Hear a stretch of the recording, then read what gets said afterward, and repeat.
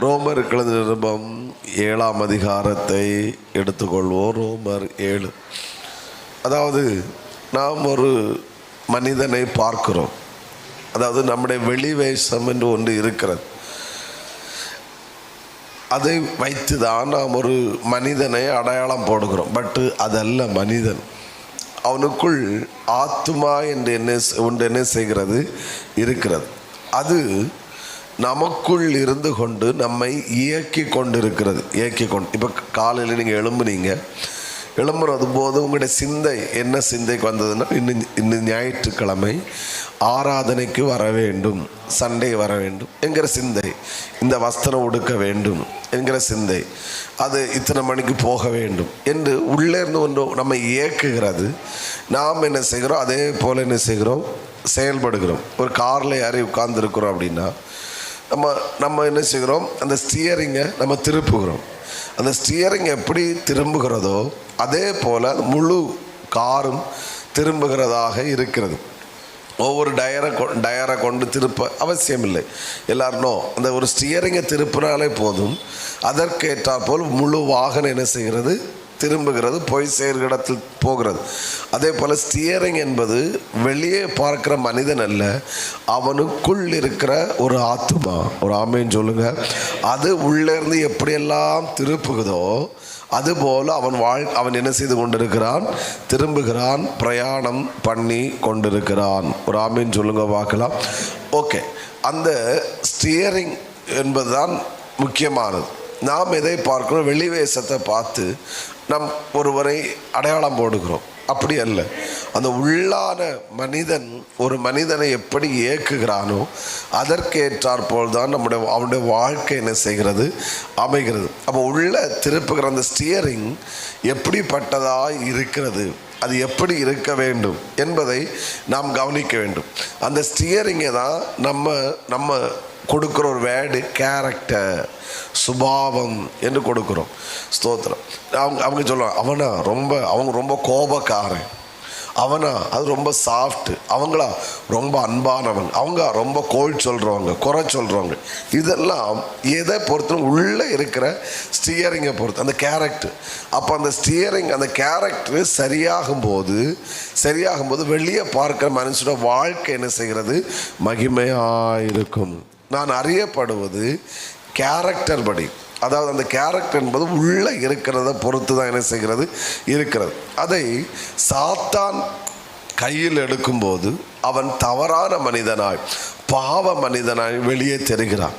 ஆனால் தேவனுடைய கரத்துக்குள் வரும்போது அவன் வாழ்க்கை மாறுகிறதா இருக்கிறது. புரிகிறவங்க ஒரு அல்லேலூயா சொல்லுங்க பார்க்கலாம். இன்னும் சத்தத்தை உயர்த்தி ஹல்லேலூயா, ஆமென், ஸ்தோத்திரம். எனவே நம்முடைய கேரக்டர் என்பது நமக்குள்ளே இருக்கிறது. அப்போ சாத்தானுடைய கையில் அது போனதென்றால் அவன் வாழ்க்கை பரிதாபம். அவன் இந்த பாவத்துக்கு அடிமைப்பட்டிருக்கிறான், இதை செய்கிறான், அதை செய்கிறான். அது உள்ளே இருந்து செய்து கொண்டு இருக்கிறது. அப்போது அந்த உள்ளே இருக்கிறத நம்ம பார்த்து அதை கவனித்து அதை புரிந்து கொண்டால் நம்முடைய வாழ்க்கை ஒரு பெரிய வெற்றியாக இருக்குது. நம்ம ஒரு காரியத்தை, ஒரு முக்கியமான ஒரு காரியம், இதனோட ஒரு காரியத்தை கடந்த நாட்களை கருத்தை உணர்த்தின போது வெளிப்படுத்தணும். அந்த ஒரு காரியத்தை நான் முடிஞ்ச அளவுக்கு சொல்ல ட்ரை பண்ணுறேன். புரிய வைக்கிறது ரொம்ப கஷ்டம், அது எனக்கு புரியுது. பட்டு அது புரிஞ்சிட்டு அப்படின்னா நம்முடைய வாழ்க்கை ஒரு வித்தியாசமாகும். புதிய வருடத்தில் ஒரு புதிய வித்தியாசத்தை நம்முடைய கண்கள் காணும் என்பதில் எந்த சந்தேகமும் இல்லவே இல்லை. ஆமேன்னு சொல்லுங்க பார்க்கலாம். அதை பவுல் மென்ஷன் பண்ணுகிறார். 7ஆம் அதிகாரம் எல்லாரும் திறந்து வைத்து நான் அந்த வசனங்களை வாசிக்கிறேன். 14 அது புரியணும்னா அந்த ஃபுல் சாப்டரை வாசிக்கணும். அதனால் நீங்கள் கவனிக்கணும், டிஸ்பிளே பண்ணுவாங்க. நான் வாசிக்கிறேன். 14ஆம் வசனத்திலிருந்து 20வது வசனம் வரைக்கும் நான் வாசிக்கிறேன். ஏன்னா அந்த வசனத்தை பார்த்தா தான் நம்ம உள்ளே போக முடியும். ஸ்தோத்திரம். 14 நான் வாசிக்கிறேன். 7ஆம் அதிகாரம் எல்லாரும் பார்க்கணும், பைபிள் பார்க்க முடியாது, நீங்கள் டிஸ்பிளே பாருங்கள். ஆமேன். ஏன்னா இது ரொம்ப முக்கியம். மேலும் நமக்கு தெரிந்திருக்கிறபடி நியாயப்பிரமாணம் ஆவிக்குரியதாக இருக்கிறது. நானோ பாவத்துக்கு கீழாக விற்கப்பட்டு மாம்சத்துக்குரியவனாய் இருக்கிறேன். எப்படியெனில் நான் செய்கிறது எனக்கே சம்மதி இல்லை. நான் விரும்புகிறதை செய்யாமல் நான் வெறுக்கிறதையே செய்கிறேன். இதோ இப்படி நான் விரும்பாததை செய்கிறவனாயிருக்க நியாயப்பிரமாணம் நல்லதுன்னு ஒத்துக்கொள்ளுகிறேனே, ஆதலால் நான் அல்ல, எனக்குள் வாசமாயிருக்கிற பாவமே அப்படி செய்கிறது. திரும்ப அந்த வசனத்தை வாசிக்கிறேன். எனக்குள் வாசமாயிருக்கிற பாவமே என்னை அப்படி செய்கிறது, அல்லனா அப்படி செய்ய வைக்கிறது. 18, அது எப்படி எனில், என்னிடத்தில் அதாவது என் மாம்சத்தில் நன்மை வாசமாய் இருக்கிறது இல்லை என்று நான் அறிந்திருக்கிறேன். நன்மை செய்ய வேண்டும் என்கிற விருப்பம் என்னிடத்தில் இருக்கிறது, நன்மை செய்வதோ என்னிடத்தில் இல்லை. ஆதலால் நான் விரும்புகிற நன்மையை செய்யாமல் விரும்பாத தீமையே செய்கிறேன். அந்தபடி நான் விரும்பாததை நான் செய்தால் நான் அல்ல, எனக்குள்ளே வாசமாக இருக்கிற பாவமே அப்படி செய்கிறது. ஒரு அல்லேலூயா சொல்லியிருக்கோன்னு நினைக்கிறேன். பாருங்க, அந்த 18 கடைசியை கவனிங்க. நன்மை செய்ய வேண்டும் என்கிற விருப்பம் என்னிடத்தில் இருக்கிறது. எனக்கு என்ன விருப்பம் இருக்கு? நன்மை செய்ய வேண்டும். ஆனால் நன்மை செய்வதோ என்னிடத்தில் இல்லை. ஆக்சுவலாக விருப்பம் என்ன விருப்பம்? நன்மை செய்யணும். ஆனால் உள்ள என்ன இல்லை? நன்மை இல்லை. நன்மை இல்லாததுனால நன்மை செய்ய விரும்பியும் என்னால் நன்மை செய்ய முடியவில்லை. நான் விரும்பாத வேறொன்றை செய்கிறேன். அதாவது விரும்பாத வேறொன்று எது இருக்கிறது? எது எனக்குள்ளே இருக்கிறது? 20 கடைசி, நான் அல்ல, எனக்குள்ளே வாசமாக இருக்கிற பாவமே அப்படி செய்கிறது. இது யூதர்களுக்கு பவுல் மென்ஷன் பண்ணுங்க ஒரு பெரிய சத்தியம். சத்தம் ஒரு ஆமேன்னு சொல்லுங்க பார்க்கலாம். அப்போது நீங்கள் யாராக இப்போ ரட்சிக்கப்பட்டவர்களுக்கு தான் இந்த நிருபத்தை எழுதுகிறான். ரட்சிக்கப்பட்ட ஆவிக்குரிய எல்லாருக்குள்ளையும் நீங்கள் கவனிச்சிங்கன்னா எல்லாருக்கும் பரிசுத்தமாக வாழன்ற விருப்பம் இருக்குது. எனக்கு பரிசுத்தமாக வாழ விருப்பம் இல்லைன்னு சொல்கிறவங்க ஒரு அல்லேலூயா. சரி, அப்போது எல்லாருக்கும் பரிசுத்தமாக வாழ என்ன இருக்குது? விருப்பம் இருக்குது. எல்லாருக்கும் பரலோகம் போகணும்னு விருப்பம் இருக்குது. எல்லாருக்கும், நான் சொல்கிறது ரட்சிக்கப்பட்டவங்க எல்லாருக்கும் தேவனை பிரியப்படுத்தணும், ஜெபிக்கணும்னு இதில் இருக்க எல்லாருக்கும் விருப்பம் இருக்குது. வேதத்தை வாசிக்கணும் எல்லாருக்கும் விருப்பம் இருக்குது. ஆண்டவருக்காக வாழணும் எல்லாருக்கும் விருப்பம் இருக்குது. பயன்படணும் எல்லாருக்கும் விருப்பம் இருக்குது. ஆனால் சில நேரங்கள் நான் விருப்பத்தை செய்யாமல் சில விரும்பாத சில காரியங்களை நாம் என்ன செய்கிறோம். விரும்பாத காரியத்தை செய்வதுக்கு இப்போ பாருங்கள், ஃபார் எக்ஸாம்பிள், ஒருவன் ஒரு ஓப்பனாக பேசுகிறேன், ஒரு ஆபாச படம் பார்க்குறேன் அப்படின்னா அவனுக்கு தெரியுது, பார்க்கும்போதே தெரியுது, இது நான் ரட்சிக்கப்பட்டவங்களோடு ஆவிக்கிறவர்களோடு இது தெரியுது, நான் இது பார்க்கக்கூடாது, இது என்னை கொல்லும், என் வாழ்க்கையை அழிக்கும், என் ஃப்யூச்சர் அழிக்கும் தெரிஞ்சாலும் அதை பார்க்கக்கூடாதுன்னு தெரிஞ்சாலும் பார்க்கக்கூடாதுன்னு விரும்பினாலும் பார்க்காம இருக்க முடியலை. இல்லைன்னா பார்க்குறான். ஏன்னா அவனுக்குள் அந்த பாவம் உள்ளே இருக்கிறதுனால அது அவனை பார்க்க வைக்கிறது. இப்போது ஒரு மதுபானம் குடிக்கிற ஒருத்தனை பார்த்து ஒழித்து குடிப்பாங்க. தடிக்காரனை பாருக்குள்ளே போகும்போது சில ஆட்கள் எல்லாம் பந்தயக்காரங்க என்ன நினைச்சுவாங்க, அங்கே இங்கேயும் பார்ப்பணும்.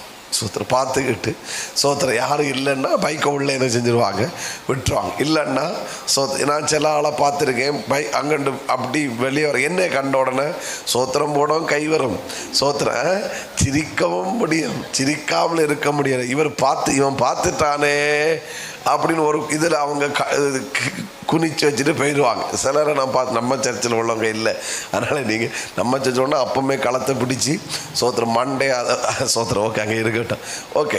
அப்போது அவங்களுக்கு தெரியுது, பட் அந்த உள்ளது அவங்கள இழுத்து உள்ள கொண்டு என்ன செய்யுது, வைக்குது. அப்போ நீங்கள் என்னத்தை அடி கொடுத்தாலும் என்னத்தை இது பண்ணாலும் அவன் மாற மாட்டான். அவன் மாறன்னா உள்ளே இருக்கிறத வெளியேற்றணும். அப்போது அவங்க இப்போ குடிச்சிட்டு வந்து சொல்கிறான், இனி நான் குடிக்கவே மாட்டேன்.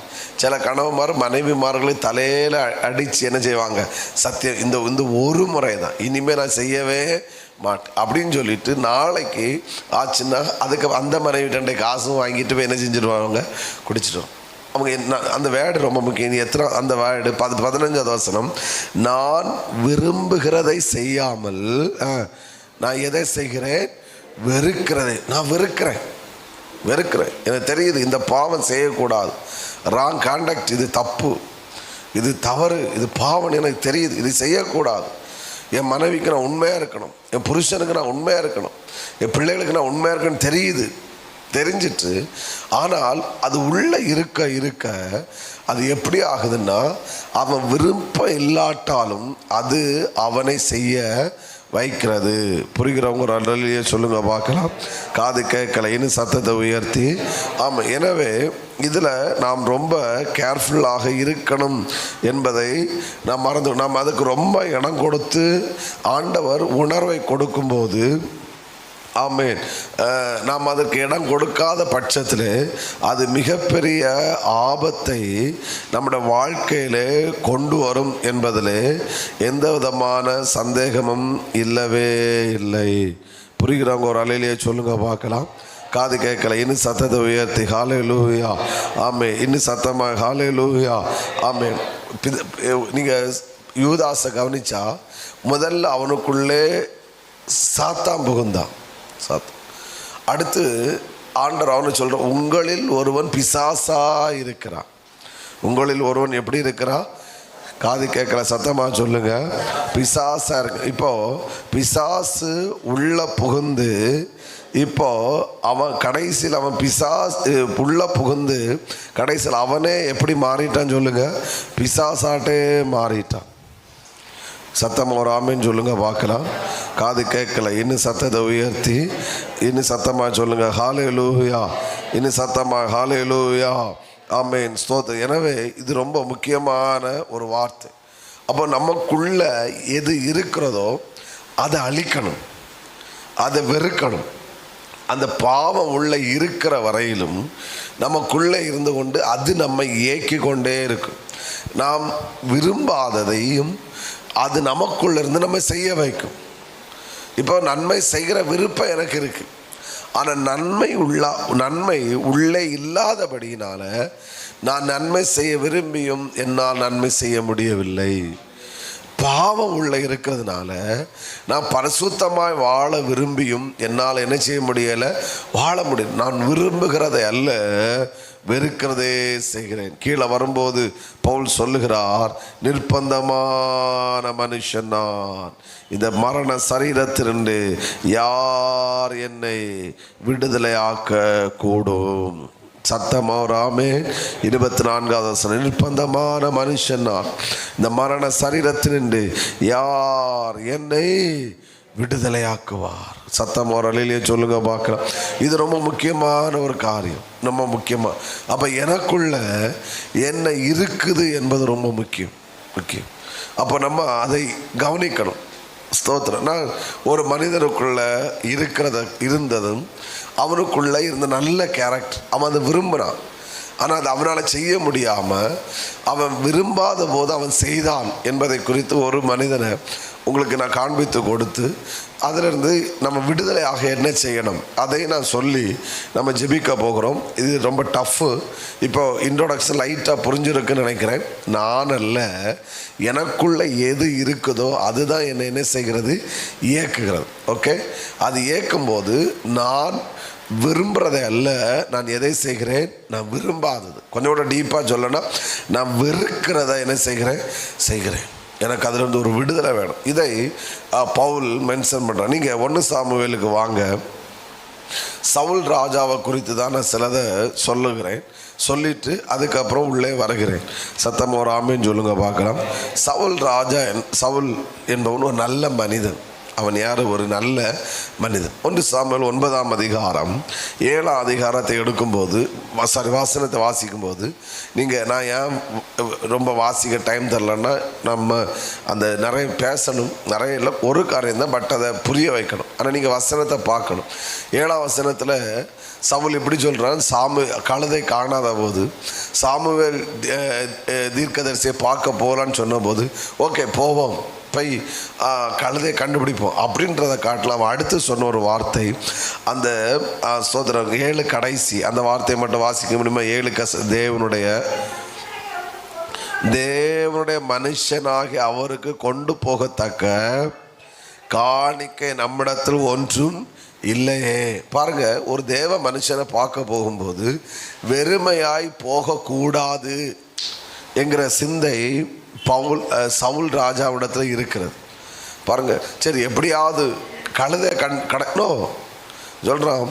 நம்ம ஒரு தேவ மனுஷனை பார்க்க போகிறோம், ஒரு பரிசுத்தவானை பார்க்க, நமக்குரியதை தெரிவிப்பார். நம்ம எப்படி வெறுமையாக போவது, எப்படி சும்மா போகிறது? நம்ம இடத்துல காணிக்க ஒன்றில் எல்லாம் செலவழிந்து போச்சு.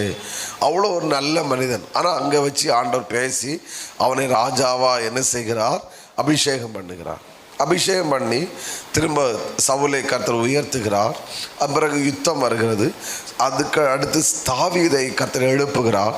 தாவீதை ஆமீன் ஸ்தோத்திர கோலியாத்தின் மேல் யுத்தம் கோலியாத்தோடு யுத்தம் பண்ணுவதற்காக சவுலின் மூலம் தாவீது அனுப்பப்படுகிறான். அனுப்பப்பட்டு இப்போ தாவீதை ஸ்திரீகள் பாடினார்கள். சவுல் கொன்றது, தாவீது கொன்றது எத்தனை?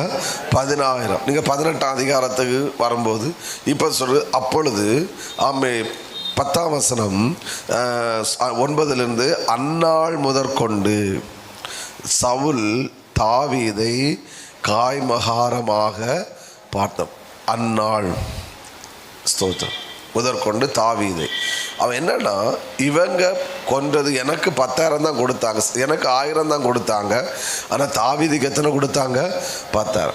எப்போ அந்த தவறான சிந்தை, நான் சொல்கிறது அவனுக்குள்ள அந்த பாவம், அதை லிஸ்ட்டு போடக்கு நமக்கு நேரம் இல்லை.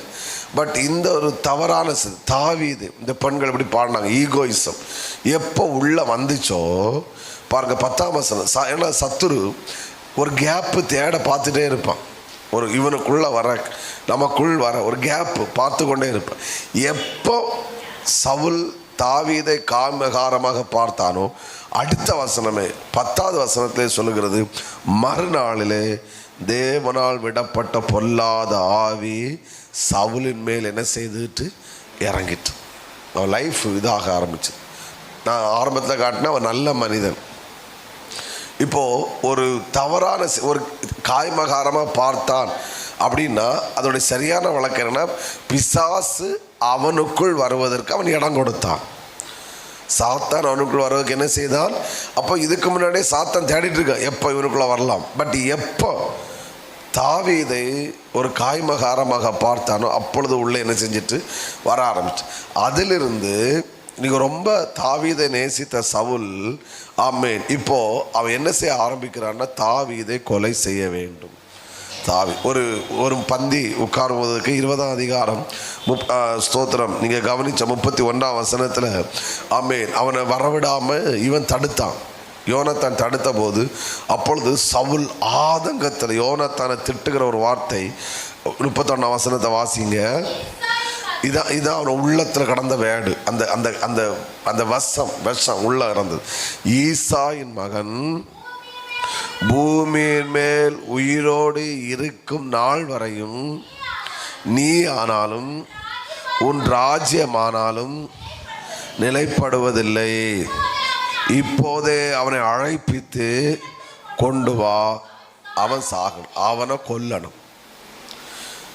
கவனிங்க, தாவீதை அவனுக்கு மைண்ட் செட்டில் என்ன வந்து, இவன் இருக்கிற வரையில் நம்ம ராஜாவை இருக்க முடியாது. என்ன நடந்துச்சு உங்களுக்கு தெரியுமா? சவுல் மரித்த பிறகுதான் தாவீது இஸ்ரவேலின் மேல் ராஜாவானான். ஆமே. ஆனால் இவனுக்குள்ள வந்த ஒரு பாவம் என்னன்னா, தாவீதுக்கு மேலே ஒரு ஈகோ. அதாவது என்னன்னா, இவன் இருக்கிற வரைக்கும் நான் ராஜாவாக இருக்க முடியாது, அதனால இவனை கொன்னுட்டா நம்ம ராஜ்யபார நிலை வரப்படும். இது சாத்தானுக்கு அவன் கொடுத்த ஒரு தந்திரம், ஆயுதம். நான் இதில் உள்ள ஒரு பாவத்தை ஒன்று மென்ஷன் பண்ணுறேன். அதாவது சாத்தான் நமக்குள்ளே பயன்படுத்த ஒரு ஆயுதம், கிறிஸ்தவர்களுக்குள்ளே ஆவிக்கிறத்தில் பயன்படுத்த ஒரு பெரிய ஆயுதம் தவறான சிந்தை. எல்லாரும் இந்த வார்த்தையை சொல்லுங்க, சத்தமாக சொல்லுங்க, இன்னும் சத்தமாக சொல்லுங்க. இது ஒரு மிகப்பெரிய சாத்தானின் ஆயுதம். நீங்கள் இந்த சபையின் மூலம் ஆசீர்வதிக்கப்படணும்னா இந்த சபையை தவறான கண்ணோட்டத்தோடு பார்க்குற வரையிலும், இந்த சபையின் மூலம் நீங்கள் எத்தனை வருஷம் ஆராதித்தாலும் இந்த சபையின் மூலம் அவர்களால் ஆசீர்வதிக்கப்படவே முடியாது. உட்காரலாம், எல்லாம் செய்யலாம். ஆனால் என்றைக்கு பெஸ்ட்டாக பார்க்குறீங்களோ அன்றைக்கு இந்த சபை உங்களுக்கு ஆசீர்வாதமாக காணப்படும். இது எல்லாவற்றிலையும் ஃபேமிலி லைஃப் தைரியமாக சொல்லுகிறேன். உங்கள் அப்பா அம்மாவை தவறான கண்ணோட்டத்தோடு, அதாவது எப்படி இவங்க எனக்கு ஹெல்ப் பண்ண மாட்டாங்க, சப்போர்ட் பண்ண, இப்படி பார்க்குற வரையிலும் அந்த குடும்பத்தில் நீ ஆசீர்வதிக்கப்படவே முடியாது.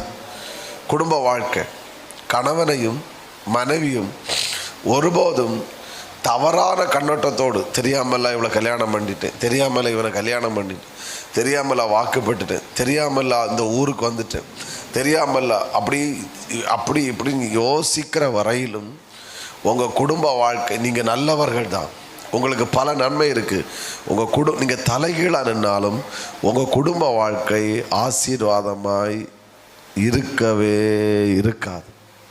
ஏன்னா நான் ஒரு மீட்டிங் போன ஒரு பாஸ்ட் பண்ண மெசேஜ் என்னை ரொம்ப டச் பண்ணி அவர் என்னன்னா, உங்களுக்கு கிடைச்ச வாழ்க்கையை நீ கொண்டாட ஆரம்பி, உன் வாழ்க்கை கொண்டாட்டமாக இருக்கும். ஆமேன். வரமாட்டேங்குது சத்தமாக ஆமேன். நான் இதை இன்னொரு இதில் நம்ம சர்ச்சை சொல்லு, அதாவது ஆண்டவர் தந்ததுக்காக நன்றி செலுத்துங்க, அது உங்களுக்கு ஆசீர்வாதமாக இருக்கும். பட் அவர் இன்னும் ஒரு எக்ஸ்ட்ரா சொன்னார், எக்ஸ்ட்ரீமாக சொன்னார், கொண்டாடுங்க, பிள்ளைகளை வச்சு கொண்டாடுங்க. கர்த்தர் தந்த பிள்ளை சேட்டை பண்ணினாலும் கொண்டாடுங்க, மகிழுங்க, அது அந்த பிள்ளைகள் உங்களுக்கு ஆசீர்வாதமாய் அமையும். புரிகிறவங்க சத்தம் ஆமே. இன்னொன்று இதை ஸ்பிரிச்சுவலும் கொண்டு வரேன். எந்த ஊழியத்தில் இருக்கிற கிருபையை நீங்கள் கொண்டாட ஆரம்பிக்கிறீங்களோ அந்த கிருபை உங்கள் மேலே வந்து அமரும். ஆமே. இப்போது ஒரு ஆள் நல்ல ப்ராஃபஸி ஹீலிங் பண்ணுறான்னு வச்சு, அது நீங்கள் கனம் பண்ணுறீங்க, கொண்டாடுறீங்கன்னா கொஞ்ச நாளில் நீங்களும் சுகமளிக்கிற ஊழியர்களாக கர்த்தர் மாற்றி விடுவார். அது ஆக்டிவேட் ஆகும். அவர் சொன்னார், நான் எங்கள் சர்ச்சில் அவர் வளர்ந்த சபை பாஸ்டர், எனக்கு பிரபலமானவர், அவர் பெயர் சொல்லி அழைக்கிறவர். அவர் சொன்னார், நான் சபையிலே வளர்ந்தவன், நான் வளர்ந்ததுலேருண்டே பேர் கேட்டே வளர்ந்துவேன், அதனால் எங்களுக்கு ஒரு இதுக்கு வேல்யூ தெரியல, நாங்கள் சும்மா இருந்தோம். ஆனால் எங்ககிட்ட ஒரு ஆள் இருந்தார், அவர் பேர் சொல்லி கூப்பிட இவர் கொண்டாடுவார், துள்ளுவார், நாங்களே அற்பமாக, இவனுக்கு வேறு வேலை இல்லையான்னு அற்பமாக பார்ப்போம். ஆனால் இன்னைக்கு எங்கள் பாஸ்டர் காட்டில் யார் கொண்டாடினாரோ அவர் இப்போ மிகப்பெரிய ப்ராஃபிட்டாக மாறிட்டார். ஆமீன். வரமாட்டேங்குது. குடும்ப வாழ்க்கை சந்தோஷமாக இருக்கணும்னா உன் மனைவியை நினச்சி, உன் புருஷனை நினச்சி என்னைக்கு நீ கொண்டாடுகிறாயோ மகிழுகிறாயோ அன்றைக்கு தான் உங்கள் குடும்ப வாழ்க்கை மகிழ்ச்சியாக இருக்குமே ஒழிய, அதுக்கப்புறம் நீ 41 நாள் உபவாசம் இல்லை, 365 நாள் உபவாசம் போட்டாலும் குடும்ப வாழ்க்கை சந்தோஷமாக இருக்கவே இருக்காது. அது எந்த சந்தேகமும் இல்லை. கர்த்தர் தந்த மனைவிக்காய் ஸ்தோத்திரம், கர்த்தர் தந்த புருஷனுக்காய் ஸ்தோத்திரம். எத்தனை பேர் சொல்ல ஆயத்தம்? எல்லாத்துக்கும் சகோதரிகள் தான் ஆமேன்னு சொல்லிட்டு இருக்காங்க. ஸ்தோத்திரம். சகோதரர்கள் எலுமிச்சம் பழத்தை வாய்க்குள்ள வச்சிட்டு இருக்காங்கன்னு நினைக்கிறேன். அதனால் வாய் அசைக்க அவங்களுக்கு கஷ்டமாக இருக்குது. பிரைஸ் சொல்லலாம். சகோதரர்கள் சொல்லுங்கள், கர்த்தர் தந்த மனைவிக்காய் ஸ்தோத்திரம்னு திருமணம் ஆனவங்க மட்டும் ஒரு ஆமேன்னு சொல்லுங்கள். பாஸ்டர் தான் பயங்கரமாக சொல்கிறாரு. ஏன்னா அவருக்கு அடிக்கடி சொல்லுவார், அவன் மட்டும் வராட்ட நான் என்னைக்கோ மண்ணா போயிருப்பேன். சோத்திர போன சரி வெள்ளியும் சொல்லிட்டு இருந்தார். சோத்திர பாஸ்டர் அமைதியாக இருக்கு. இங்கே பின்னாடி இருக்கிறவங்க சொல்ல, கர்த்தர் தந்த மனைவிக்காய் சோத்திரன்னு சொல்கிறவங்க சத்தமாய் ஆமே. அப்போது ஸ்தோத்திரம் வெளியே வந்துட்டு ஹல்லேலூயா. இல்லைன்னா லைஃப் சந்தோஷம். நான் சொல்கிறேன், கர்த்தர் தந்த மனைவிக்காய் ஸ்தோத்திரம், கர்த்தர் தந்த விசுவாசிகளுக்காய் ஸ்தோத்திரம். நான் என்ன சொல்ல, மெசேஜுக்காக சொல்லலை, கர்த்தர் எங்கிட்ட கேட்பவங்க விசுவாசிகள்லாம் எப்படி, ஆண்டவர் நல்ல விசுவாசிகளை தந்திருக்கிறாரு, எனக்காக ஜெபிக்கிற விசுவாசிகளை தந்திருக்கிறேன். இதில் நான் மகிழ்ந்தாதான் இந்த விசுவாசிகள் நல்லவர்களாக எனக்கு தெரிவாங்க. நான் புலம்பி அப்போது இவைகளெல்லாம் எவன் மேய்க்க முடியும்? சோத்திர நான் வசமாக மாட்டிக்கிட்டு இருக்கேன்னு புலம்பிகிட்டு இருந்தேன்னா சாகிற வரைக்கும் என் ஊழி எப்படி தான் இருக்கும்? புலம்பலாக தான் இருக்கும். நல்ல வாலிபர்களை தந்திருக்கிறார், நல்ல தாய்மார்களை ஜெபிக்கிற நல்ல தகப்பன்மார்களை தந்திருக்கிறான்னு கொண்டாடுனா இந்த விசுவாசிகள் எனக்கு கொண்டாட்டமாகத்தான் தெரிவார்கள். இந்த சீக்கிரட்டு பாஸ்டர்மார்களை தெரியாது. அப்போது நீங்கள்லாம் எங்கள் சர்ச்சை ஒரு வாரம் நடத்தினேன்னா அன்னைக்கே ஊழியத்தை விட்டு போயிருன்னு வாய்ப்பில்லை. அவருக்கு வாழ்க்கை கஷ்டம்தான், பரிதாபம். கொண்டாடுங்க, பிலிவர்ஸை கொண்டாடுங்க. உங்கள் குடும்ப சபை சந்தோஷமாக இருக்கும். நான் சொல்கிறேன், முகஸ்துதிக்காக சொல்லலை, கர்த்தர் நல்ல விசுவாசிகளை கர்த்தர் தந்திருக்கிறாரு. அதுக்காக நான் கர்த்தரை ஸ்தோத்தரிக்கிறேன். அதனால தான் சுற்றிட்டு வர முடியுது, ஓடிட்டு வர முடியுது. சோத்திரம் ஆமென் சொல்லுங்க பார்க்கலாம்.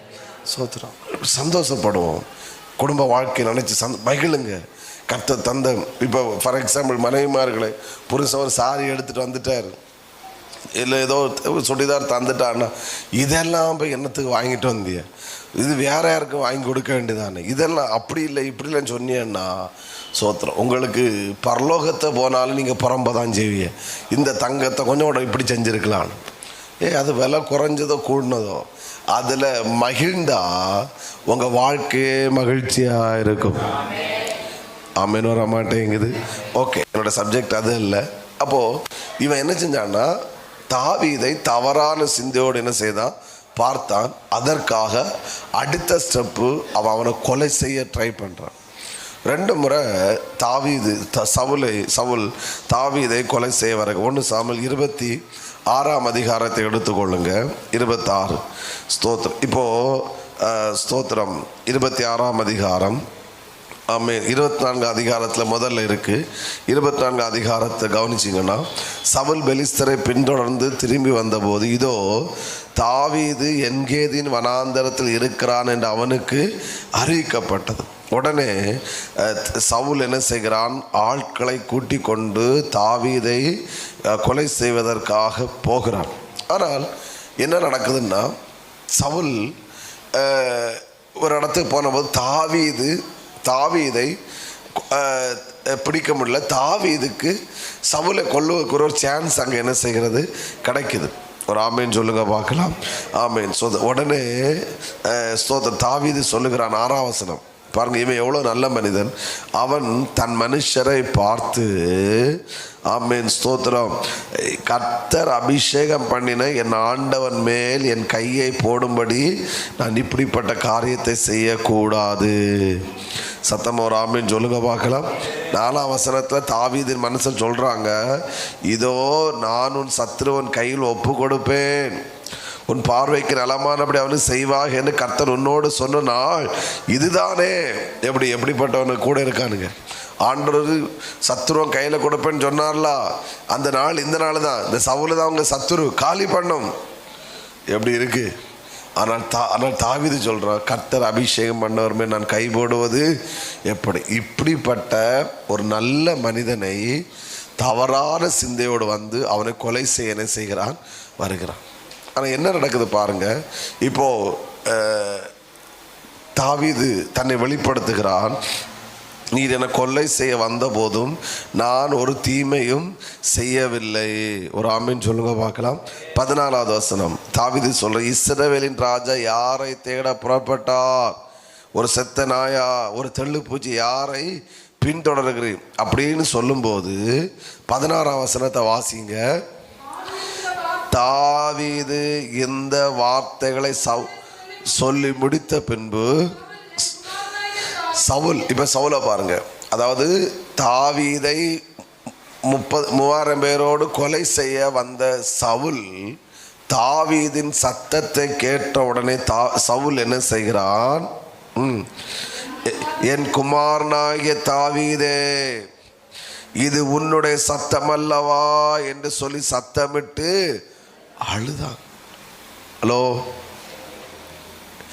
கவனிங்க, இதுதான் என்னோட பிரசங்கத்துக்கு இந்த சம்பவம். அதாவது இதுதான் சவுலுடைய ஒரிஜினல் கேரக்டர். அவருடைய ஒரிஜினல் கேரக்டர் என்னன்னா, தாவீதை குமாரனாக பார்த்தான். தாவீதை கொலை செய்ய வேண்டும் என்கிற விருப்பம் சவுலுக்கு கிடையாது. சவுல் தாவீது அடுத்த அவனுக்கு இன்னும் தெரியுது. 20ஆம் வசனத்தை கவனிங்க. சவுல் சொன்ன வார்த்தை நீ நிச்சயமாய் ராஜாவாய் இருப்பாய், இஸ்ரவேலின் ராஜ்யபாரம் உன் கையில் என்ன செய்யப்படும், நிலைவரப்படும் என்று அறிவேன். இது தாவீது, இதுதான் சவுலுடைய ஒரிஜினல் கேரக்டர். அவன் சொல்றான், தாவீதுக்கு சத்தத்தை கேட்டவன சத்தம் போட்டு அழுகிறான். அன்பு, பாசம், தன் மருமகன், மகனே, குமாரனேன்னு அழைக்கிறான். பட் இந்த நல்ல மனிதனுக்குள் தவறான சிந்தை என்கிற பாவம் உள்ள வந்தபோது இந்த நல்ல மனிதன் எப்படி மாறுகிறான்? அவனையே கொலை செய்வதற்காக 3000 பேரை கூட்டிட்டு வர்றான். இதான் வார்த்தை, நான் விரும்புகிறதை செய்யாமல் எதை செய்கிறேன், வெறுக்கிறது. சவுல்கிட்ட கேட்டால் உனக்கு நார்மல் கேரக்டர், உனக்கு தாவீதை கொல்ல விருப்பமா? நோ, அவன் குமாரன், அவன் இஸ்ரவேல் ராஜாவா இருப்பான். அழுகிறான். அவன் சத்தத்தை கேட்ட உடனே சவுல் அழுகிறான். ஏன்னா பார்த்து பல நாட்களானது. ஐயோ தாவீதுக்கு, என் குமாரனாக தாவீதே, சத்தம் போட்டு அழுகிறான். இதுதான் சவுல், உண்மையான மனிதன். ஆனால் அவனுக்குள் இருக்கிற பாவம், எந்த மனிதனுடைய அன்புக்காக ஏங்கினானோ, எந்த மனிதனுக்கு சத்தத்தை கேட்டு அழுதானோ அதே மனிதனை கொல்ல வைக்குது. ஹலோ, நீங்க எல்லாருமே நல்லவர்கள், நான் நல்லவன், நம்ம எல்லாருமே நல்லவர்கள், நம்ம எல்லாரும் நல்லபடியாக வாழணும் விரும்புகிறோம், பரிசுத்தமாக வாழ விரும்புகிறோம், எப்படி அன்பா இருக்க விரும்புகிறோம், எல்லாரும் நேசிக்க விரும்புகிறோம். ஆனால் இதுதான் நாம் நல்லவர்கள். ஆனால் உள்ள இருக்கிற பாவம், உள்ள இருக்கிறது நாம் வெறுக்கிறத செய்ய வைக்குது. இந்த சவுல் இதோட திருந்தி அவன் போனான். திரும்ப அடுத்து அவனை விட்டுட்டு தாவீதை, அவன் நல்ல மனுஷன், தாவீதை கொலை செய்ய விட்டு திரும்ப போயிட்டான். திரும்ப 26ஆம் அதிகாரத்து வரும்போது திரும்பவும் சொல்றாங்க, 26:1, தாவீது எஷிமோனுக்கு எதிரான ஆகிலோ மேட்டிலே ஒளித்து கொண்டிருக்கிறான் என்றார்கள். ஒரு அலையிலேயே சொல்லுங்க பார்க்கலாம்.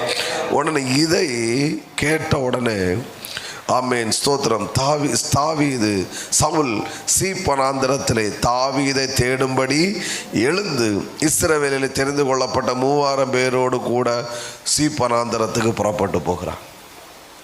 2 அதிகாரத்துக்கு முன்னாடி கொலை செய்ய வந்தவன் தாவீது சவுலுடைய சத்தத்தை கேட்டுட்டு, தாவீதுடைய சத்தத்தை கேட்டு அழுதான், குமாரனே. பட் இப்போ சரியாயிட்டான், அவன் மேல உள்ள கசப்பெல்லாம் போயிட்டு. ஆனால் இப்போ தாவீது ஒளிச்சிருக்கிறான் கேள்விப்பட்டு திரும்ப உள்ள இருக்க பாவம் வேலை செய்ய ஆரம்பிக்குது. திரும்ப உள்ள இருக்க அந்த மோசமான கேரக்டர் வெளியே வருது. உடனே திரும்ப 3000 பேரை கூட்டிட்டு அவனை கொலை செய்வதற்காக போகிறான். டேய், கொஞ்சம் முன்னாடி தானே நீ அவன் சத்தத்தை கேட்டு அழுதாய், இவன் தான் ராஜான்னு சொன்னியே நீ. இப்போ திரும்பவும் நீ விரும்புகிறதை அல்ல, நீ வெறுக்கிறதை நீ செய்ய ஆரம்பிக்கிறாயே. ஒரு அலையிலே சொல்லுங்க பார்க்கலாம். காது கேட்கல, இன்னும் சத்தத்தை உயர்த்தி திரும்பவும் ஒரு இருக்கிறது, ஒரு சூழ்நிலை வருது. தாவீது சவுலை கொலை செய்யலை, ஒன்றும் செய்யலை. உடனே இப்போ திரும்பவும் சவுலை பாருங்க, இவன் கேட்குறான் 20ஆம் வசனத்தில், கர்த்தருடைய சமூகத்தில் தாவீது சொல்கிறான், விழாதிருப்பதாக கௌதாரியை வேட்டையாடுகிறது போல இஸ்ரவேலின் ராஜா ஒரு தெள்ளு பூச்சியை தேட வந்தாரோ. நான் ஒரு தெள்ளு பூச்சி, 3000 பேரை கூட்டிட்டு திரும்ப என்ன கொலை செய்வதற்காக வந்தீரே. இப்போ 21ஆம் வசனத்தை பாருங்க, சவுலுடைய ஒரிஜினல் கேரக்டர் அங்கே வெளிப்படுது. 20, அப்பொழுது சவுல், நான் பாவம் செய்தேன், என் குமாரனாகிய தாவீதே திரும்பி வா, என் ஜீவன் இன்றைய தினம் உன் பார்வைக்கு அருமையானவா இருந்தபடியினால் இனி உனக்கு ஒரு பொல்லாப்பும் செய்ய, இதோ நான் மதியற்றவனாய் மகா பெரிய தப்பிதம் செய்தேன். எப்படி புலம்புறான் பாருங்க. ஆனால் இந்த சவுல் இவ்வளவு சொன்னாலும் தன் வாழ்க்கை திருந்துவதற்கு அவன் இடம் கொடுக்கவே இல்லை. அவனோட ஒரிஜினல் கேரக்டர் தாவீதை நேசிக்கணும், அவனுடைய விருப்பம் தாவீதை கூட வைக்கணும். எனக்கு அடுத்த ஸ்தானத்தில் இவன் ராஜா வருவான்னு தெரியுது. ஆனாலும் உள்ளே இருக்கிற பாவம் அவனை கொல்லணும். கடைசியில் சவுலுக்கு முடிவு என்ன தெரியுமா? ஒரு பட்டயத்தை, பெலிஸ்தர் வர்றாங்க யுத்தத்துக்கு, தெரிஞ்சு போச்சு நம்மளால் ஒன்றும் செய்ய முடியாது, ஒரு பட்டயத்தை நட்டு எல்லாட்டும் ஏன்னா பயங்கர காயம் ஏற்படும், என்ன கொல்லுங்கன்னு கெஞ்சிறான். ஒருத்தரும் கொல்லலை. கடைசி அவனே ஒரு பட்டயத்தை நட்டு அதுக்கு மேலே அவன் விழுந்து அப்படி உயிர் போகாமல் திணறி கொண்டு இருக்கிறான். சவுலுக்கு முடிவு 1 சாமுவேல் 31:3-4 வாசித்தா, ஆமேன், அவன் விழுந்தான். 4 இருக்கு கடைசி. மிகவும் பயப்பட்டபடினாலே அவன் அப்படி செய்ய மாட்டேன் கடைசி. அப்பொழுது சவுல் பட்டயத்தை நட்டு அதன் மேல், ஒரு ராஜாவுக்கு முடிவை பாருங்க, ஒரு ராஜாவுக்கு முடிவு. 2 சாமுவேல் 1:9 அந்த அமலேக்கியன் சொல்லுகிறான், அவர் என்னை நோக்கி, நீ என் அண்டையில் கிட்ட வந்து என்னை கொன்று போடு, என் பிராணன் முழுதும் இன்னும் போகாததினால் எனக்கு ஒப்பா. பேசுறது எத்தனை தெளிவாக புரியுது? ஹல்லேலூயா. நான் சொல்கிறேன், டேய் ராஜா, ஒரு பட்டயத்தை நட்டு அதுக்குள்ளே விழுந்து கிடந்து இப்படி சாகிறதுக்காக கர்த்தருனை அபிஷேகம் பண்ணினார். இப்படி சாகிறதுக்காக கர்த்தருனை தெரிந்து கொண்டார். சத்தமா ஆமென். ஹல்லேலூயா. உள்ளே இருக்கிற பாவம் எவ்வளோ வேலை செய்யுது பாருங்க. நான் என்ன சொல்ல வருகிறேன்னா, நாம் நல்லவர்கள் தான். நமக்குள் இருக்கிற பாவம் நம்மை தவறான வழியில் இழுத்து கொண்டு போகும்போது, நாம் விரும்புகிறத அல்ல, நாம் வெறுக்கிறதை செய்யும்போது நமக்கு முடிவு பரிதாபம். அடுத்து யூதாஸ், நல்ல மனிதன். அவனோட ஒரிஜினல் கேரக்டரை காட்டுறேன். இயேசுவை சிலுவையில் அறைய ஒப்பு கொடுத்த போது, காட்டி கொடுத்த போது 30 வெள்ளிக்காசை அவன்கிட்ட கொண்டு போட்டுட்டு, இவருடைய இரத்த பள்ளி, நான் குற்றமில்லாத இரத்தத்தை காட்டி கொடுத்தேன், எனக்கு அந்த பணம் வேண்டாம், அவரை காட்டி, அதுதான் யூதாஸ் ஒரிஜினல் கேரக்டர். எனக்கு பணம் வேண்டாம், அவர் குற்றமில்லாத காட்டி கொடு, இதுதான் யூதாஸ். ஆனால் யூதாஸுக்குள் சாத்தான் புகுந்த போது இதே தவறான சிந்தை அவனுக்குள்ள வந்துச்சு. வந்து ஆண்டவர் உணர்த்தினார், உங்களில் ஒருவன் என்னை காட்டி கொடுப்பான், யூதாசே நீ செய்கிற துரிதமாச்சு. அப்பம் அவனுக்கு விருப்பம் இல்லை, இயேசுவை காட்டி கொடுக்கணும், யூதாசு விருப்பம் இல்லை. ஆனால் விரும்பாததே அல்ல, எதை செய்கிறேன், வெறுக்கிறதே. அந்த வெறுப்பு அவனை செய்ய வைக்கிறது, உள்ளே இருக்கிற பாவம் செய்ய காட்டி கொடு. விருப்பம் இல்லாமல் நான் தைரியமாக சொல்லுவேன், யூதாசு இயேசுவை முத்தும் போது அவன் சந்தோஷத்தோடு முத்தி இருக்க மாட்டான். அவனுக்கு இந்த பாவம் அவனை அப்படி செய்ய வைத்தது. இப்போ ஒரிஜினல் மேன் வழிபடுறான், ஐயோ நான் காட்டி கொடுத்துட்டேன், ஏன்னா முடியலை, ஏன்னா ஆண்டவர்ல முடிவு என்ன, நான்கு கொண்டு செத்தான்.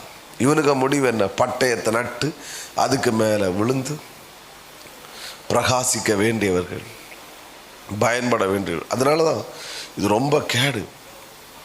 எனக்குள்ளே இருக்கிற பாவம் என்னை இயக்கும், நான் அதுக்கு இடம் கொடுத்தால் என்னுடைய முடிவு.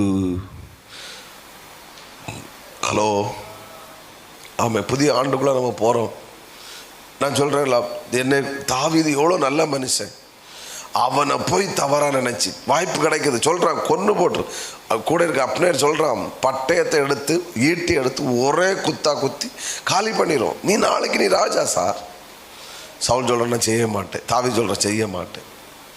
கர்த்தர் அபிஷேக் அந்த மனுஷனை கொல்ல, அவனுக்கு ஒரிஜினல் கேரக்டர் வெளிப்பட்டு, ஐயோ குமாரனேன்னு அழுதவன் திரும்ப இடம் கொடுக்காத்து திரும்ப கொல்ல போகிறான். அந்த வெறுக்கிறது குடும்பத்தை, அவன் வாழ்க்கையை அழிச்சிட்டு இப்போ கொல்ல போன சவுலுக்கு நிலைமை எப்படி இருந்துச்சு, அவன் முடிவு எப்படி, ஒரு ராஜா தொங்கி இப்படி கிடக்கிறான், பட்டயத்தை நட்டு இப்படி சாவதற்காக கர்த்தர் தெரிந்து கொண்டார்.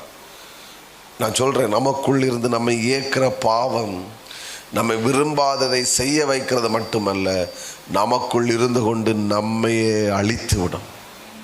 நம் குடும்பத்தை அழித்து நம்மளை அழிக்கும், நம்மளை விடாதது. அப்போ அதிலிருந்து வெளியே வந்துதான் ஆக வேண்டும். வியாதியன்னு சொல்லிட்டேன், வியாதி என்ன செய்யணும்னு சொல்லிட்டேன். இனி வியாதிக்கான மருந்தை சொன்னாதான் அந்த பிரசங்கம் சக்ஸஸ் ஆகும். ஆமே, ஹல்லேலூயா. இடம் நான் என்ன சொல்றேன், சின்ன ஒரு பாவம் உள்ள வருதுன்னா அதை எதிர்ப்போம், போராடுவோம். நோ, அக்செப்ட் பண்ணவே வேண்டாம், அக்செப்ட் பண்ணணும். விடுதலையாக என்ன செய்யணும்? 1 யோவானுக்கு வரலாம். 1 யோவான் 3 அதிகாரம். 1 யோவான் 3 அதிகாரத்தை சொல்கிறேன். நான் சில வேர்டுகளை சொல்கிறேன், வசனத்தை சொல்கிறேன். நான் சில வேர்டு சொல்கிறேன், எழுதுறவங்க வேணும் எழுதிக்கோங்க. வசனம் என்பது மருந்து. வசனம் என்பது என்னது? மருந்து. நம்பர் 2, வசனம் என்பது என்னுடைய உணவு. வசனம் என்பது என்னது? என்னுடைய உணவு. வசனம் என்பது என்னுடைய கண்ணாடி. வசனம் என்பது என்னுடைய கேடகம், என்னை பாதுகாக்கிற கேடகம் வசனம். அடுத்து, வசனம் என்பது ஆயுதம், பட்டயம், ஆயுதம். வசனம் என்பது என் வாழ்க்கையின் அஸ்திபாரம். நீங்கள் இப்போ இந்த மேலே பில்டிங் அழகாக பார்க்குறோம், ஆனால் கீழே நம்ம கீழே போனால் தான் தெரியும் எத்தனை பில்லர்ஸ் இருக்குன்னு. என் வாழ்க்கையின் அஸ்திபாரம் வசனம். பேஸ்மெண்ட் இல்லைன்னா வாழ்க்கை தீர்ந்து போச்சு. அப்போ வசனம் என்பது என்னது? மருந்து. அப்போது இந்த வியாதியை, இந்த பாவத்தை என்கிற வியாதியை அழிக்கணும்னா எந்த மருந்தால் மட்டும்தான் முடியும்? வசனம் என்கிற மருந்து. நான் ஒரு வேளை சொல்கிறேன், அனுபவத்துன்னு சொல்கிறேன், நீங்கள் எப்படி எடுத்தாலும் பரவாயில்ல. இன்னைக்கு ஒரு தீர்மானத்தோடு இந்த இடத்த விட்டோம். சாத்தான் ஜெபிக்க விட்டாலும் வசனம் கேட்க, வசனம் வாசிக்க விடமாட்டான். திரும்ப சொல்கிறேன், 2 மணிக்கூர் உங்களை ஜெபிக்க விடுவான், 10 நிமிஷம் வசனம் வாசிக்க விட மாட்டான்.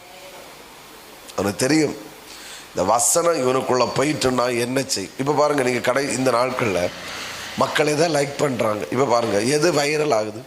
ஒரு பாஸ்டருக்கு பாட்டு வைரல் ஆகுது, அவருக்கு என்ன சொல்ல, பிரசங்க ஸ்டைல் வைரல், அவர் பிரசங்கத்தில் அவர் சொல்கிற கதை வைரல் ஆகுது, எலி கதை, அந்த கதை, இது வைரல் ஆகுது.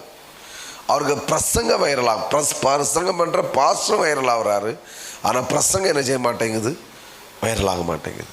சத்துருவுக்கு தெரியும், பிரசங்கம் வைரலாச்சுன்னா வசனம் வெளியே வந்துன்னா அவன் இது மக்களை ஆராதிக்க விடுவான். நல்லா பாடுங்க, நல்லா ஆராதிங்க, டான்ஸ் ஆடுங்க, துள்ளுங்க, சாடுங்க, எல்லாம் செய்யுங்க. நான் தப்பு சொல்லி, நான் எதிர் கிடையாது.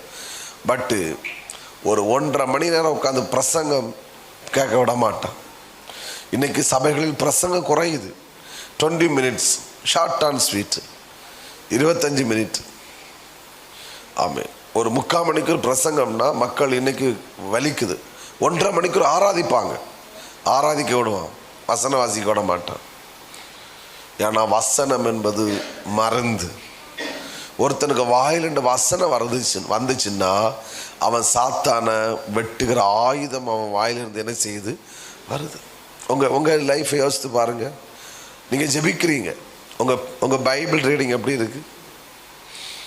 வசனம் எந்தளவுக்கு உள்ளே இருக்கிறது? எந்தளவுக்கு வசனத்தை வாசிக்கிறோம்? நோ, ஜெபிக்கிறோம். திரும்ப சொல்கிறேன், ஜெபிக்க விடுவான், ஆனால் வசனம் கேட்க வாசிக்க விட மாட்டான். நம்ம வாலிபரில் எடுத்து பாருங்கள், பெரிய வீடு. ஸோ இந்த சண்டே கொண்டு வைக்கிற பைபிளை அடுத்த சண்டே தான் தட்டிட்டு எடுத்துகிட்டு வர்றது, தேடியது. ஞாயிற்றுக்கிழமை காலையில், அம்மா பைபிள் அங்கே, மொபைலை தேடிதியா? இல்லை, அது பாக்கெட்டுக்குள்ளேயே கிடக்கு. உறக்கத்தில் சில ஆட்கள் உறங்கி எழும்பிட்டு கண்ணை திறக்காமலே மொபைல் அங்கே இப்படி தான் தேடும். பார்க்க விடுவான், ஜோம் பண்ண விடுவான். பட்டு உட்கார்ந்து ஒரு 1/2 மணிக்கூர் வசனத்தை எத்தனை நாள் வாசித்தோம்? எத்தனை வசனம் உள்ள ஏறிச்சு? வசனம் என்பது மருந்து. அவர் தமது வசனத்தை அனுப்பி அவளை என்ன செய்தார்? அப்போ நீங்கள் டாக்டர் மருந்து தராரு, அந்த மருந்து உள்ளே போகுது, சிறப்பு தர்றாரு, டேப்லெட் தர்றாரு, இன்ஜெக்ஷன் போடுற அந்த மருந்து உள்ளே போகும்போது அந்த வியாதியை குணமாக்குது. அதே போல் வசனம் என்கிற மருந்து உள்ளே போகும்போது என் பாவம் என்கிற வியாதி என்னை விட்டு வெளியேறுகிறது. இனி வாங்க 3ஆம் அதிகாரத்துக்கு. நானே வாசிக்கிறேன், கவனிங்க. 8ஆம் வசனத்திலிருந்து வாசி, 8, 9 வாசி. பாவம் செய்கிறவன் பிசாசினால் உண்டானவன், ஏனெனில் பிசாசானவன் ஆதி முதலே பாவம் செய்கிறான். பிசாசானவனுடைய கிரியைகளை அழிக்கும்படிக்கு தேவனுடைய குமாரன் வெளிப்பட்டார். 9வது வசனம், தேவனால் பிறந்த எவனும் பாவம் செய்யான், ஏனெனில் அவனுடைய வித்து அவனுக்குள் இருக்கிறது, தரித்திருக்கிறது. அவன் தேவனால் பிறந்தபடியினால் அவன் பாவம் செய்ய மாட்டான். இதுக்கெல்லாம் ஆமீன் வந்திருக்கணும். வர மாட்டேங்குது பார்த்தீங்களா? பரவாயில்ல, அவ்வளோதான். ஒரு பாஸ்டர் பிரசங்கத்தில் எப்படி சொன்னார், ஒருத்தனுக்கு வசனத்துக்கு மேலே பிரியம் இல்லைன்னா அவன் ஆத்மா வியாதிப்பட்டு அவன் அவன் அவன் வியாதியஸ்தன் அப்படின்னார். வசனத்தை வாசிக்க விருப்பம் இல்லைன்னா அவனுக்கு ட்ரீட்மெண்ட் பண்ணணும், அவன் நோயாளி அப்படின்னார். ஒருத்தனை வசனத்துக்கு மேலே பிரியம் இருக்குன்னா அவன் ஆரோக்கியமானவன். வசனத்தை பைபிளை பார்க்கும்போது உறக்கம் வருதுன்னா நீ நோயாளி. 3 வசனத்துக்கு மேலே வாசிக்கும்போது போர் அடிக்குதுன்னா நீ நோயாளி. அதே ஆளுகையில மொபைலை கொடுத்தா 3 மணி நேரம் பார்க்கும். இப்போ ஓகே, நான் பைபிள் வசனத்தில் வர்றேன். அப்போது இதிலிருந்து விடுதலை ஆகிற ஒரு வழியாக சொல்கிறேன். ஜபம் மட்டும் இதற்கு விடுதலை அல்ல. திரும்ப சொல், ஜபம் மட்டும் இதற்கு விடுதலை அல்ல. நம்ம ஜெபித்திருக்கிறோம், இந்த பார்த்து வெளியே கொண்டு வரோம், வெளியே இன்னும் வரலையே. இது என்னை விட்டு மாறட்டும், ஜெபித்து இன்னும் மாறலையே. ஏன்னா மருந்த உள்ள இறக்கலை, மருந்த உள்ள என்ன செய்யலை. டாக்டரு ஆமேன் சோத்திரம் அனுப்பணும்னா மருந்து தருவார். சிலருக்கு மருந்து ஷோகேஸில் இருக்குது, சிலருக்கு மருந்து தலைமாட்டில் இருக்குது, சிலருக்கு மருந்து வீட்டில் எழுதி போட்டிருக்கு. ஆனால் மருந்து எங்கே போவேல, உள்ளே போவேல. ஆமாம், சில ஆட்களுக்கு மெடிக்கல் ஸ்டோரே வீட்டில் தான் இருக்குது. இருந்தால் என்ன பிரயோஜனம்? எடுத்து உள்ளே குடித்தா இல்லை சுகம் ஆகும். என் வீட்டில் 5 பைபிள் இருக்குது, என்ன பிரயோஜனம்னு கேட்குறேன். எனக்கு பைபிள் மொபைலில் பைபிள் இருக்குது வச்சுக்க. நான் உறங்குற இடத்துலலாம் வசனம் போட்டிருக்கு, இருந்துட்டு போட்டு. அதனால் இதெல்லாம் வேண்டான்னு சொல்லலை. உனக்குள்ளே போச்சான்னாக்க என்னுடைய கேள்வி. உள்ளே போகாத வரைக்கும் நீ நோயாளி தான். எல்லா டேப்லெட்டும் வீட்டில் இருக்குது, பேராசிட்டமல் இருக்குது, வேற என்ன எல்லா சப்பு சவறு இருக்கட்டு. தலைவலி வரும்பா இல்லைன்னா காய்ச்சலமே எடுத்து உள்ளே போட்டியான்னு கேட்டால் இல்லை அங்கே உள்ளே பத்திரமா வச்சுருக்கேன், ஏன்னா காசு கொடுத்துலாம் வாங்கி வச்சுருக்கேன். அது எப்படி நாசம் கேட்கு? அப்போ நோயாளியாக தான் இருக்கணும். உள்ளே போகணுன்னா உள்ளே போனால் மட்டும்தான் நீ நோயிலிருந்து சுகம் பெறுவாய். ஹலோ, வசனம் உள்ளே இல்லைன்னா நீ ஆவிக்குரிய நோயாளி. உள்ள பாவம் இருக்கத்தான் செய்யும், அது உன்னை இயக்கத்தான் செய்யும். ரட்சிக்கப்பட்டவன் யார் என்றால் தேவனால் பிறந்தவன். ரட்சிக்கப்பட்டவன் யாரு? நான் தேவனுடைய பிள்ளை. சொல்லுங்க எல்லாரும் இந்த வார்த்தையை. என்றைக்கு நீ ரட்சிக்கப்பட்டாயோ, என்றைக்கு நீ தேவனுடைய பிள்ளை ஆனாயோ, அன்றைக்கு தேவனுடைய வித்து, இந்த வேடா தான் முக்கியம். தேவனுடைய வித்து எனக்குள்ளே தரித்திருக்கிறது. எல்லாரும் சொல்லுங்க, தேவனுடைய வித்து எனக்குள்ளே இருக்கிறது. நான் சொல்றேன், நீ ஜெபம் பண்ணாமலே பாவத்திலிருந்து வெளியாறலாம். ஜெபம் பண்ணாமலே, ஜெபம் பண்ணக்கூடாதுன்னு நான் சொல்லவில்லை, இதுக்குள்ள டெலிவரன்ஸ் தான். தேவனுடைய வித்து எனக்குள்ளே என்ன செய்கிறது? இருக்கிறது. தேவனுடைய வித்து எனக்குள்ளே இருக்கிறதுனால எனக்குள் இருக்கிற பிசாசின் கிரியைகள் அல்லது பாவத்தின் கிரியைகள் என்ன செய்யப்படுகிறது? அழிக்கப்படுகிறது. தேவகுமாரன் எதற்கு வெளிப்பட்டார்? பிசாசுடைய கிரியைகளை எனக்குள்ளே, தேவகுமாரன் எனக்குள்ளே இருக்க, அவருடைய வித்து எனக்குள்ளே இருக்கிறதுனால எனக்குள் இருக்கிற பிசாசின் கிரியைகள் என்ன செய்யப்படுகிறது? அழிக்கப்படும். அதனால இப்போ நான் பாவம் செய்யன்னு ஆசைப்பட்டாலும் என்னால் பாவம் செய்ய முடியாது. ஏனென்றால் எனக்குள்ளே பாவம் இல்லை. ஏன்னா எனக்குள்ளே தேவனுடைய வித்து இருக்கிறது. தேவனுடைய வித்து எனக்குள்ள இருக்கிறதுனால நான் பாவம் செய்ய விரும்பினாலும் என்னால் பாவம் செய்ய முடியாது. அதனால தேவனால் பிறந்தவன் பாவம் செய்யக்கூடாது என்றல்ல, தேவனால் பிறந்தவன் பாவம் செய்யான். பாஸ்டர், எனக்கு இந்த சில பாவ போராட்டம் எனக்கு இருக்கின்றவங்க 8ஆம் வசனம் 9ஆம் வசனத்தையும் வசனமாக பார்க்காதுங்க, மருந்தா பாருங்க. ஹலோ, அதை உள்ளே இறக்குங்க. உள்ளே இறக்கிட்டு உன் வாயிலிருந்து நீ அறிக்கை பண்ணு. 2-3 வாரமாக இந்த வெளிப்பாடு பட்டுக்கோட்டை முன்னாடி இருக்கும்போது இந்த மெசேஜ் எனக்கு தந்தார். சோத்திரம். என் 3 வாரமாக 2 வாரமாக என் வாயிலிருந்து வர்ற வேடே இதுதான். இப்போ நீ சொல்லணும், நான் தேவனால் பிறந்தவன், தேவனுடைய வித்து எனக்குள் இருக்கிறது. பிசாசின் கிரியைகளை அழிக்கவே தேவகுமாரன் வெளிப்பட்டார். எனக்குள் இருக்கிற தேவனுடைய வித்து எனக்குள் இருக்கிற பிசாசின் கிரியைகளை அழித்து கொண்டிருக்கிறது. எனவே நான் இனி பாவம் செய்ய விரும்பினாலும் என்னால் பாவம் செய்ய இந்த இது உள்ள இறக்குது. பிசாசு சொல்லுவான், நீ அடிமை. இளையகுமாரன் புத்தி தெளிந்த அப்பாவிடத்தில் வந்தான். அவனுக்கு புத்தி தெளிஞ்ச புத்தி என்ன தெரியுமா? அவனுக்கு தெளிந்த புத்தி ஒரே ஒரு புத்தி தான், நான் என் அப்பாவுடைய பிள்ளை. என் அப்பாவுடைய வீட்டில் வேலைக்காரர்களுக்கு நல்ல ஃபுட்டு, நான் அவனுடைய குமாரன், அதான் அவனுடைய வெளிப்பாடு. நான் அவனுடைய பிள்ளை. அந்த வெளிப்பாடு நேராக அப்பா வீட்டுக்கு கொண்டு வந்துட்டு அவனுக்கு திரும்பவும் பழைய லைஃபை கொண்டு வந்துட்டு, நீங்கள் எப்படி எடுத்தாலும் சரி, நீ என்ன ஒரு அப்பாவுக்கு என்னைக்கு ரட்சிக்கப்பட்டோமோ அன்றிலிருந்து இன்றைக்கு வரைக்கும் நாம் அவருடைய பிள்ளை. அதனால் கலாத்தியரில் பவுல் மென்ஷன் பண்ணும்போது 6:7 சொல்கிறாரு, நீங்கள் அடிமைத்தனத்தின் ஆவியை பெறாமல் அப்பா பிதாவே என்று கூப்பிடத்தக்க புத்திர சுவிகார ஆவியை நீங்கள் என்ன செய்கிறீர்கள்?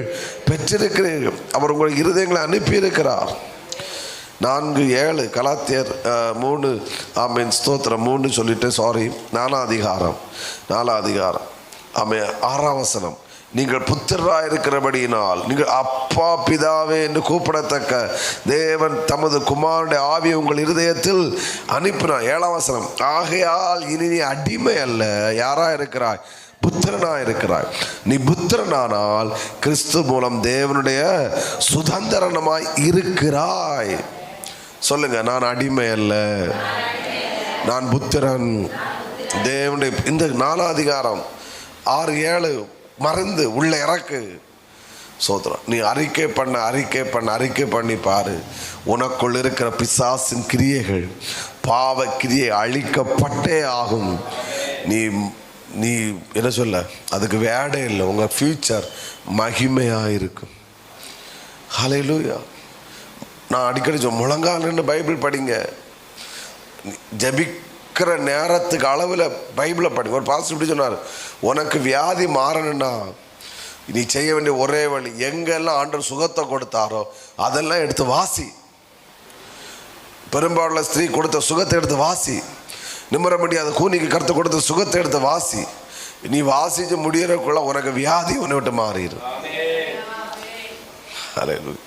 கொடிய, அவர் இப்படி சொன்னார், கொடிய வியாதியா ஒரு 100 முறை பைபிளை வாசி முடிச்சிரு, வியாதியை காணாம போயிடும்.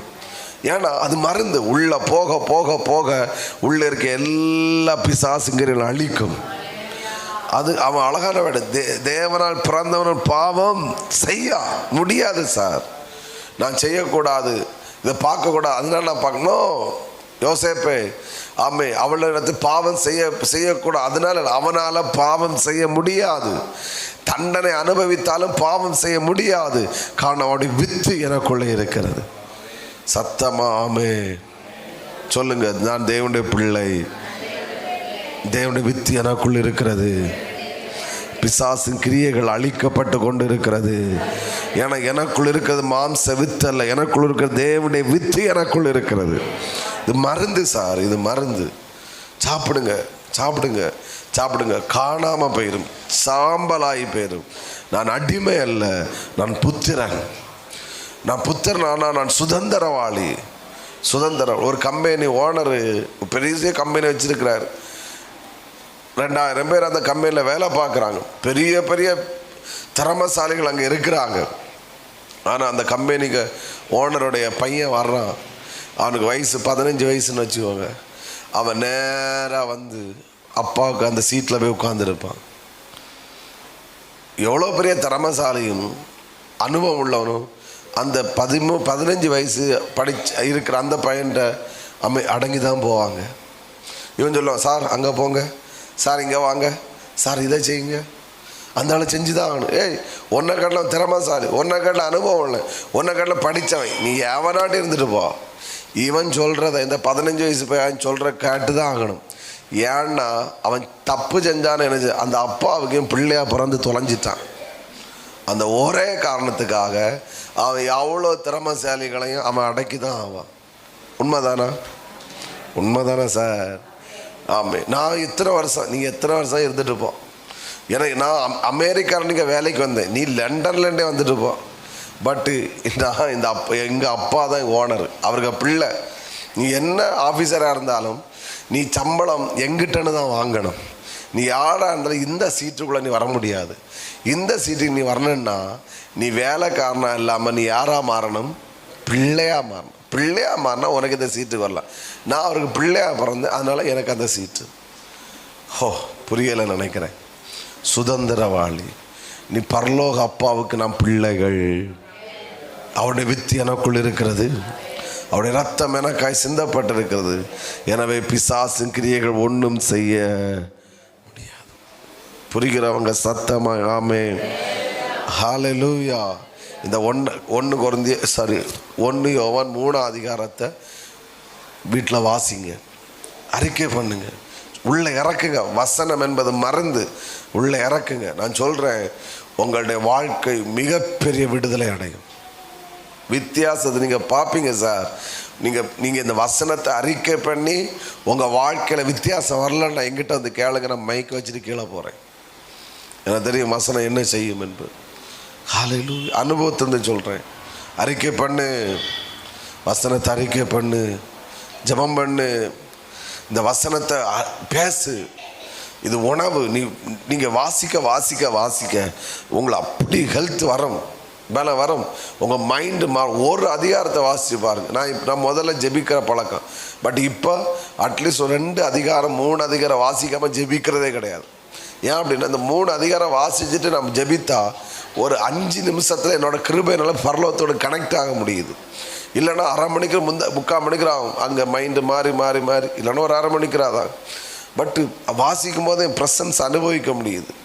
ஸ்தோத்திரம். வாசிக்க வாசிக்க அப்படி தெரியுது. ஒரு அலையிலேயே சொல்லுங்க பார்க்கலாம். நீ மருந்து, இது வசனத்தை மருந்தாக பாருங்க, உணவாக பாருங்க. சகோதரர்களே, நம்ம வாழ்க்கை அடுத்த கட்டத்தை போகணுன்னா இந்த மருந்தை, இந்த உணவை சாப்பிட்டு தான் ஆகணும். இதற்குள்ளே இது தேவனுடைய வித்து. ஆமென். நீங்கள் தேவனுடைய பிள்ளைகள். சத்தமாக ஒரு சொல்லுங்க பார்க்கலாம். சொல்லுங்க, நான் தேவனுடைய பிள்ளை.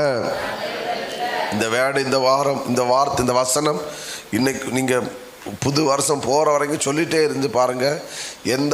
எந்த பாவம் உங்களை அடிமைப்படுத்தினதோ அது உங்களுக்குள்ளே இனி இருக்காது. சொல்லுங்கள், நான் தேவனுடைய பிள்ளை, தேவனுடைய வித்து எனக்குள் இருக்கிறது. பிசாசு கிரியைகள் அழிக்கப்பட்டு கொண்டிருக்கிறது, பாவ கிரியைகள் அழிக்கப்பட்டு கொண்டிருக்கிறது. என்னால் பாவம் செய்ய முடியாது.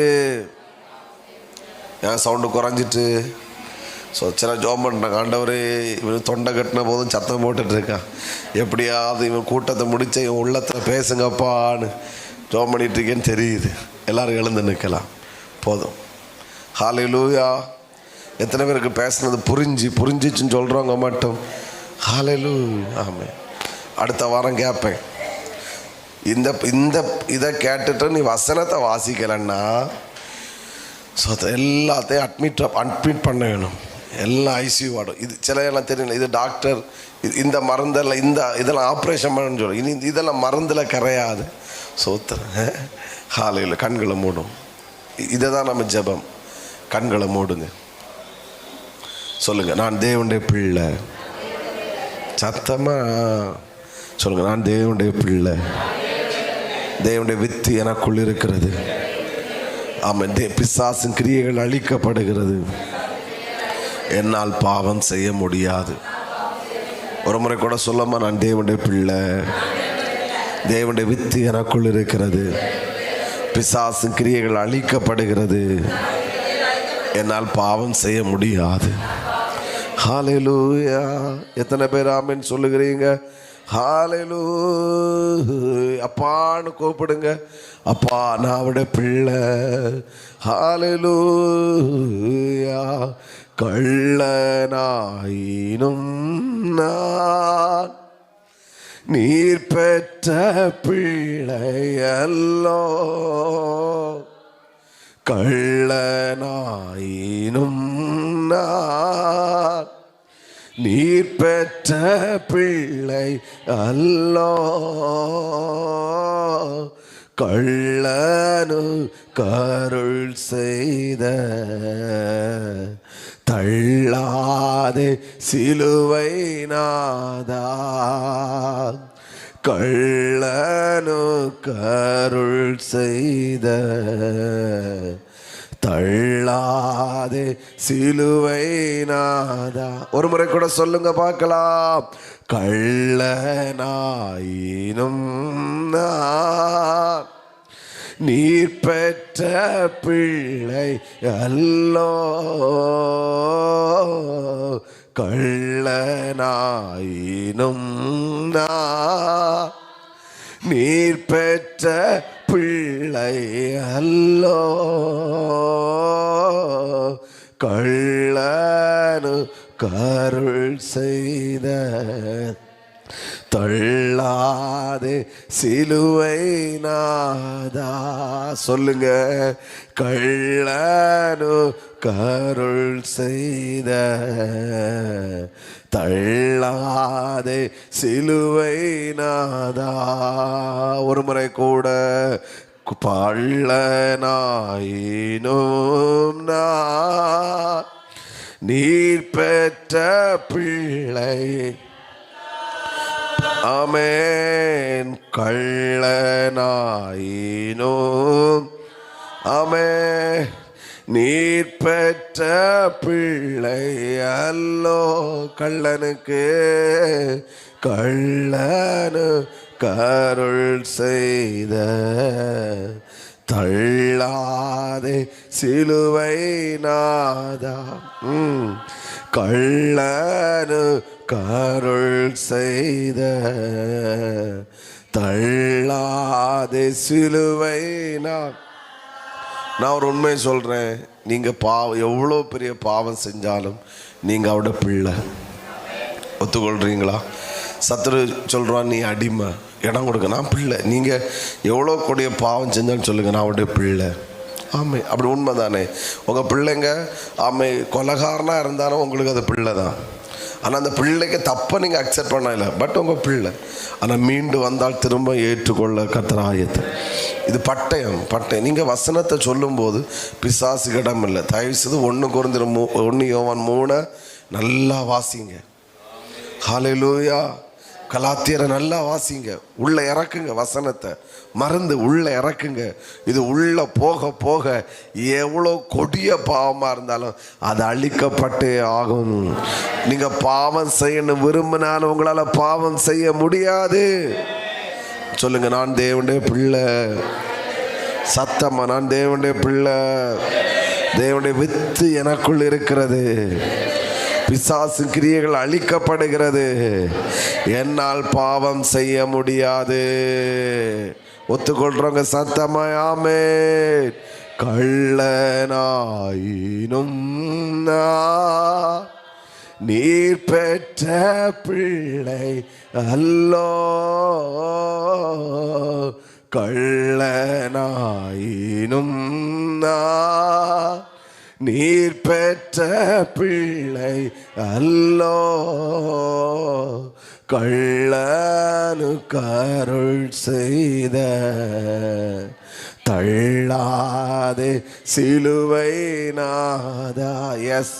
கள்ளனு கருள் செய்த தள்ளாதே சிலுவை. ஒருத்தர் கண்ணை மூடாண்டான். பாஸ்டர் ஆண்டனோடு தெளிவாக இடைப்பட்டார், பேசினார். கர்த்தருடைய வார்த்தை என்னால் உணர முடிந்தது. கண்ணை மூட வேண்டாம், கையை ஓசத்தி எத்தனை பேர் சொல்ல முடியும்? ஹல்லேலூயா. உண்மையாதானா?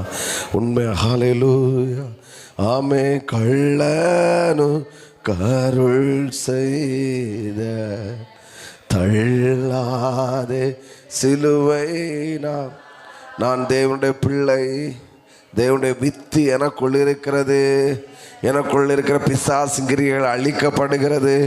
அதற்காகவே தேவன் வெளிப்பட்டார், என்னால் பாவம் செய்ய. ஹல்லேலூயா.